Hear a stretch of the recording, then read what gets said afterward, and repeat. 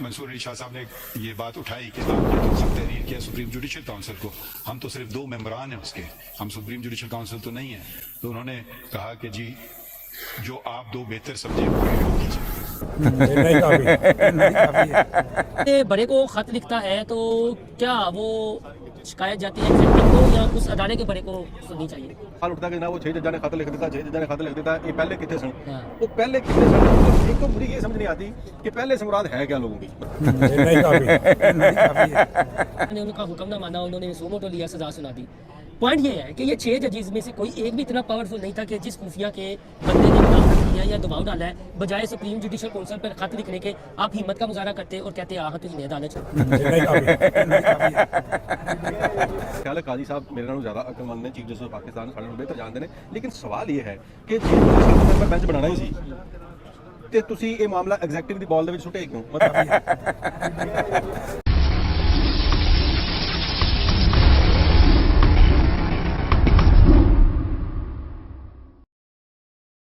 अस्सलाम वालेकुम जी। Inside story के साथ मैं मोहसिन बिलाल पंजाब असम्बली की राहदारियों में मौजूद हैं, लेकिन जिक्र हो रहा है चीफ जस्टिस साहब पाकिस्तान जस्टिस काजी फाइजी साहब और जो इस्लामाबाद हाई कोर्ट के 6 जज इनकलाबी बने हैं और ये कहा जा रहा है जी कि इनकलाब आ चुका है।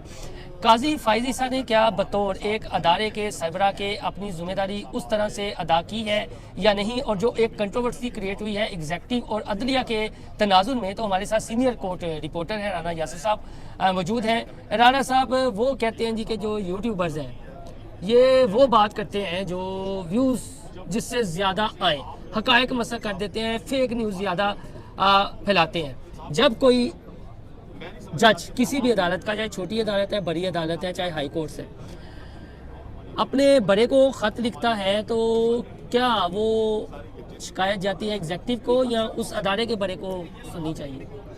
बड़ी मेहरबानी मोहसिन साहब। देखें, आपका बड़ा पर्टिनेंट क्वेश्चन है। ये बेसिकली मामला है 6 जजेस के एक खत का। बड़ी सिंपल बात थी, ये पेचीदा बना दी गई है लेकिन इतनी ये पेचीदा थी नहीं, और ये मुझे नहीं समझ आ रही कि ये कैसे पेचीदा बना दी गई है। बड़ा सिंपल मामला था। 6 जजेस हैं, उन्होंने अपने जो उनके चीफ जस्टिस थे इस्लामाबाद हाई कोर्ट के, उन्होंने उनको कंप्लेंट्स की। उन्होंने ये मुनासिब समझा कि यार हमारी बात जो है यहाँ पर सुनाई नहीं दी जा रही, हमें किसी अगले फोरम पे नॉक करना चाहिए। मतलब देखें ना, जब आप इंगेज करते हैं, अब ये सवाल उठता है कि ना वो 6 जजां ने खत लिख देता, 6 जजां ने खत लिख देता, ये पहले कितने सन? वो पहले कितने सन? मतलब एक तो मुझे ये समझ नहीं आती कि पहले से मुराद है क्या लोगों की। मतलब देखें ना कि आप अपने ऑफिसर को कहते हैं, मतलब चीफ जस्टिस जो है इस्लामाबाद, उनको आपने मुतअद्दिद बार मुलाकात की लोगों ने, जजेस ने, और कंप्लेंट की कि जनाब ये मामला है, करते हैं देखते हैं, अगर मगर ही साइड शी साइड वाला मामला चल रहा था। उसके बाद उन्होंने कहा जनाब ऐसा सानू लगता कहानी पैनी, असी ये मामला चुक के सुप्रीम जुडिशल काउंसिल ले जाने। उन्होंने एक खत लिखा, उन्होंने कहा जनाब A B C D E F ये साढ़े मामलात ने, ए अदारे जड़े मुदाखलत कर रहे हैं, लिहाजा ये सुप्रीम जुडिशल काउंसिल जी है इस साढ़े मामले में सुने। सिंपल, इतों तक तो सिंपल समझ आ गई गल। अब मामला ये है कि ये जो 6 जजेस का खत है ये इंटरवेंशन के हवाले से है कि जनाब एजेंसीज मुदाखलत करती हैं, और जो मुदाखलत की बात आती है तो इसमें PMLN जो है वो बेनिफिशरी है। मतलब देखें ना, तहरीक अदम एतमाद से लेके अब तक अगर आप सफ़र करें, जिसमें एक 9 मई का पड़ाव आता है, 9 मई के बाद फिर जब अवाम ने मैंडेट दिया, उस 8 फरवरी को जो हुआ PTI के साथ, उसमें देख लें बेनिफिशरी कौन है उस वक्त से लेके आज तक।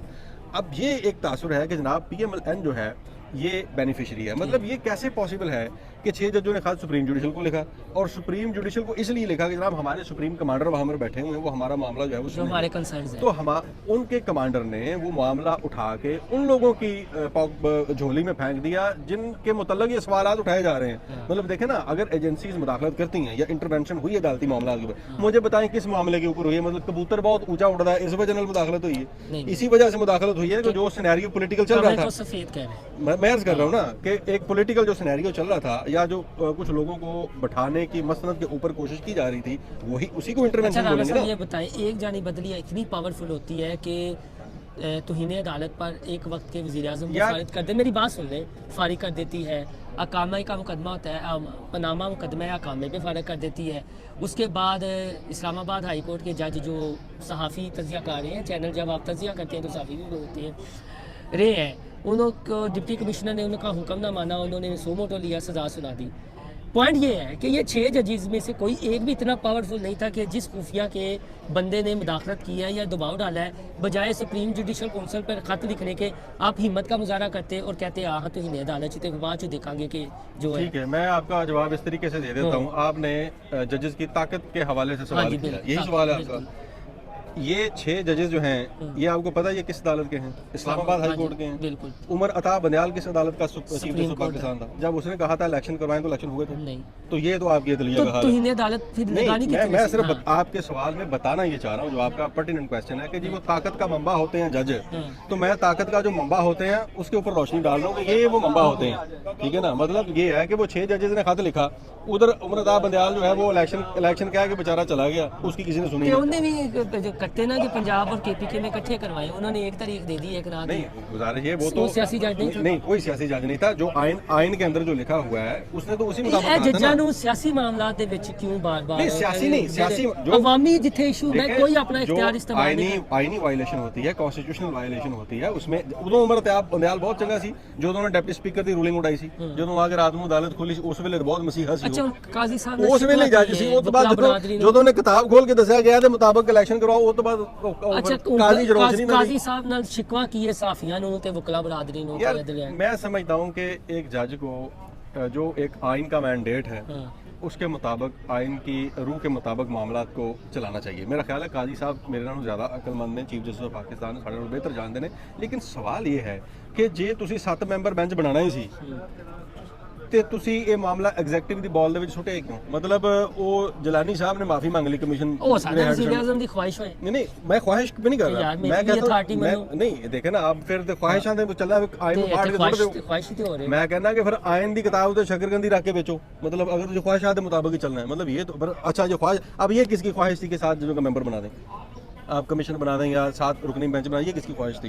ख्वाहिशात से नहीं चलता, ये आइन के मैंडेट के मुताबिक चलता है। सवाल ये है कि ये मामला प्योरली उसका एग्जीक्यूटिव का नहीं था, ये जुडिशियल साइड पर ही देखा जाना चाहिए था। अब देख लिया ना, 7 रुकनी मेंबर बेंच बन गया ना, अगर मेरी बात गलत है तो 7 तो अब रुकनी ये भी बेंच तो किसी कहा को जा रहा है ना, इसमें जस्टिस मंसूर अली शाह और चीफ जस्टिस ऑफ पाकिस्तान को नहीं बैठना चाहिए, इस बेंच का हिस्सा नहीं बनना चाहिए। तब पीडीएम मोतबर बात है, मोतबर बात है। मौलाना फजल रहमान की इमामत में पीडीएम कहती थी फुल कोर्ट बनाई, इन्होंने नहीं बनाया, बंदयाल साहब ने या जस्टिस इजाजुल हसन ने। अब पीटीआई वाले कह रहे हैं जी कि फुल कोर्ट बनाए, ये एक अलग मैटर है, सियासी मैं नहीं करना चाहता। हामिद खान साहब आप चूंकि कोर्ट भी करते हैं, कानून पर और इस तरह के मामला पर उन्हें कितनी ग्रिप है? किनको? हामिद खान साहब को, जो अब सेनेटर भी हैं। हामिद खान साहब को अथॉरिटी जाहिर है बेहतर लॉयर हैं। तो ये बताएं उनका एक मौक़िफ़ है कि ये जो मामला हुआ है जजिस का और खुफिया के अदालों के अहलकारों की मुदाखलत का, इसमें किसी सियासी जमात को पार्टी नहीं बनना चाहिए, ये बार बेंच और वो जाने और इसको लीगल तरीके से उस फ्रेमवर्क में जाना चाहिए। तो उनकी ट्रोलिंग शुरू हो जाती है। ट्रोलिंग का होना या ना होना ये एक अलग मौक़िफ़ सब्जेक्ट ठीक है उनका या नहीं? मैं कहता हूँ बिल्कुल उनका मौक़िफ़ अपनी राय है, हर बंदे को अपनी राय नहीं, देने का हक तुसी है ऐसा ना। मैं कोर्ट बताने में- लगा हूँ ना जी, मैं अर्ज कर यही तो मैं अर्ज कर रहा हूँ कि तुसी वो तो एक पॉलिटिकल, वो सेनेटर है ना पाकिस्तान तहरीक इंसाफ के, उनका स्टेटमेंट जो है वो एक पॉलिटिकल सेगमेंट में पॉलिटिकल एंगल से देखा जाएगा ना। लेकिन सवाल हम ये कर रहे हैं बिल्कुल आईनी, हम ये कह रहे हैं कि 6 जजों ने खत लिखा, इसको आप जुडिशियल साइड के ऊपर परख लेते। और जो जस्टिस फॉर्मर जज हैं जलानी साहब, तसल्लुल जलानी साहब, उन्होंने भी अपने लेटर में क्या कहा है? उन्होंने भी यही कहा है। तो आजम नज़ीर तारिक साहब जो वज़ीर कानून है वो कहते हैं जी कि मेरी फ़ोन पे बात हुई, मान गए थे देखिए, TRS में। फोन पे बात करना या मानना ये हम उन्होंने इज्जत बचाई इस होगी, मंशा के राना ऊपर साहब। बात नहीं कर इस उम्र की रहे। इज्जत हम बचाई सिर्फ होगी। हम नहीं सर, इज्जत भी अगर बचाई उन्होंने अपने लेटर में लिखा, चले फर्ज कर लीजिए कि अगर उन्होंने इज्जत भी बचाई है, ਤੁਸੀਂ ਕੋ ਹੋਰ ਦੇਖ ਲਓ ਯਾਰ, ਐਡੀ ਵੱਡੀ ਮਾਰਕੀਟ ਹੈ, ਇੱਕੋ ਹੀ ਬੰਦਾ ਲੱਭਾ ਤੁਹਾਨੂੰ। ਹੁਣ ਇਹ ਬਹਿਸ ਦੀ ਤਹਿ ਤੋਂ ਨਿਕਲਣਾ ਕੀ ਲਾਸਟ 6 10 ਇਸ ਬਹਿਸ ਦੇ ਵਿੱਚੋਂ ਸਿਰਫ ਇਹ ਨਿਕਲੇਗਾ ਕਿ ਇਹ ਕਮਿਸ਼ਨ ਜਿਹੜਾ ਆਪਣਾ 7 ਰੁਕਨੀ ਬੈਂਚ ਹੈ, ਹਾਂ ਇਹ ਆਪਣੀ ਸਮਾਤ ਕਰੇਗਾ। ਹਾਂ ਔਰ ਇਸ ਤਰ੍ਹਾਂ ਲੱਗ ਰਿਹਾ ਕਿ ਅੱਗੇ ਜਾ ਕੇ ਸ਼ਾਇਦ ਕੋਈ ਐਸੀ ਕਮੇਟੀ ਤਸ਼ਕੀਲ ਦੇ ਦੇਵੇ ਜਿਸ ਕੋਲ ਜਿਸ ਤਰ੍ਹਾਂ ਪੈਨਮਾ ਵਾਲੇ ਮਾਮਲੇ ਦੇ ਵਿੱਚ ਹੋਇਆ ਸੀ। ਹੁਣ ਜੱਜਾਂ ਨੇ ਜਾ ਕੇ ਤਾਂ ਇਨਕੁਆਇਰੀ ਨਹੀਂ ਕਰਨੀ ਜ਼ਾਹਿਰ, ਉਹ ਆਪਣੀ ਪ੍ਰੋਸੀਡਿੰਗ ਚਲਾਣਗੇ, ਅੱਗੇ ਜਾ ਕੇ ਉਹ ਇੱਕ ਕਮੇਟੀ ਤਸ਼ਕੀਲ ਦੇ ਦੇਣਗੇ ਜਾਂ JIT ਦੀ ਸ਼ਕਲ ਬਣ ਜਾਏ ਜਾਂ ਕੋਈ ਕਮੇਟੀ ਬਣ ਜਾਏ, ਉਹ ਅੱਗੇ ਪ੍ਰੋਸੀਡ ਕਰੇਗੀ, ਲੇਕਿਨ ਉਹਦੀ ਰਿਪੋਰਟ ਦੀ ਫਾਈਂਡਿੰਗ ਅਦਾਰਿਆਂ ਦੇ ਦੂਸਰੇ ਅਦਾਰੇ ਦੇ ਸਰਬਰਾਹਾਂ ਨੂੰ ਤੇ ਤਲਬ ਕਰ ਸਕਦੇ ਨਹੀਂ, ਯਾਨੀ ਸਿੱਧੀ ਯਾਰ ਬਿਲਕੁਲ ਕਰ ਸਕਦੇ ਨੇ। ਹੋਰ ਉਹ 7 ਰੁਕਨੀ ਬੈਂਚ ਮਤਲਬ ਤੇ ਸਾਨੂੰ ਕੋਈ ਇਹ ਪੁਰਾਣੇ ਦੱਸਣ ਤੇ ਨਹੀਂ ਪੁਰਾਣੇ ਬੈਠਾ ਕਿ ਕੱਟੇ ਈਦ ਤੇ ਕਿੱਦਣ ਨਹੀਂ ਹੈ। ਖੁੱਲਣਗੇ, ਪੁਰਾਣੇ ਕੱਟੇ ਤੇ नहीं खुलेंगे। पुराने कट्टे जहाँ जहाँ तक उस लेटर में निशानदही की गई है, बेसिकली कोई भी मामला हो जो इन हैंड होता है, उसकी हद तक वो होता है। अब जो क्वेश्चन रेज किए गए हैं उस लेटर के अंदर, उस पे राय को देखा जाएगा ना, उसका उससे बाहर कोई चीज नहीं, उसके बाहर तो इस्तदा भी नहीं होगी उस लेटर के अंदर। अगर 4 पॉइंट दिए उस लेटर के अंदर तो 5वें पॉइंट में कैसे जा सकते हैं? हाँ, अगर कोई चौथा या तीसरा पॉइंट किसी के साथ कनेक्टेड होगा, लिंक्ड अप होगा, अगर तो उसको भी देखा रिकॉर्ड जाएगा। जजेस रिकॉर्ड एक होता है वर्बल, जिस तरह हम कम्युनिकेशन कर रहे हैं, हमारी तो रिकॉर्डिंग हो रही है ना। एक है जी कि मैंने फ़ोन किया, राणा साहब की हाल है, ठीक ठाक हो, की हो रहा है, ओ यार मैं फलाने जज को या फलाने ब्यूरोक्रेट को बैठा होया वहाँ यार एक फाइल इतने पई हुई सी, ਉਹ ਕੱਲ ਨੂੰ ਫਾਈਲ ਅਚਾਨਕ ਕੋਈ ਖਬਰ ਆ ਜਾਂਦੀ, ਉਹ ਫਾਈਲ ਉਹ ਨਹੀਂ ਹੁੰਦੀ। ਲੇਕਿਨ ਮੈਂ ਕਹਿੰਦਾ ਜੀ ਰਾਣਾ ਸਾਹਿਬ ਉਹ ਫਾਈਲ ਦੇਖੀ ਸੀ ਤੇ ਫਾਈਲ ਤੇ ਹੈ ਹੀ ਹੈ ਜਿਹੜੀ ਪ੍ਰੂਵ ਹੋਈ ਹੈ, ਜਾਂ ਕਿਸੇ ਦਾ ਕੇਸ ਮਾਫ ਹੋਇਆ ਜਾਂ ਕਿਸੇ ਨੂੰ ਕੋਈ ਪ੍ਰੋਜੈਕਟ ਮਿਲਿਆ। अगर जजेस प्रूव नहीं देते फिर केस का क्या है?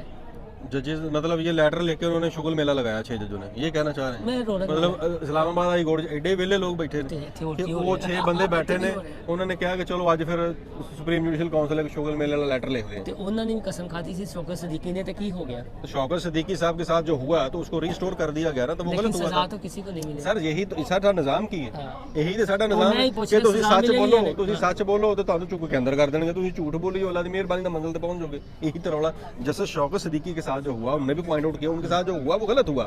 इन्हीं का इस काजी फाइज ईसा साहब ने आगे उनकी मराद को रिस्टोर किया ना, उसके स्टेटस उनके स्टेटस को बदला ना, तो सवाल यह है कि यही हम कह रहे थे। बस राणा साहब बहुत शुक्रिया ਤੁਹਾਡਾ, ਜਿਹੜਾ ਮੈਂ ਸਮਝਿਆ, ਮੈਂ ਗਲਤ ਵੀ ਹੋ ਸਕਦਾ, ਰੋਲਾ ਸਿਰਫ ਮੁਰਾਦ ਦਾ ਹੈ, और किसी चीज़ का रोला नहीं। सज़ा किसी ਨੂੰ मिले या ना मिले वो तुसी देख ही लिया थे।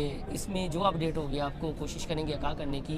हमारा चैनल इनसाइड स्टोरी लाइक और सब्सक्राइब करना ना भूलिएगा। अल्लाह हाफिज़।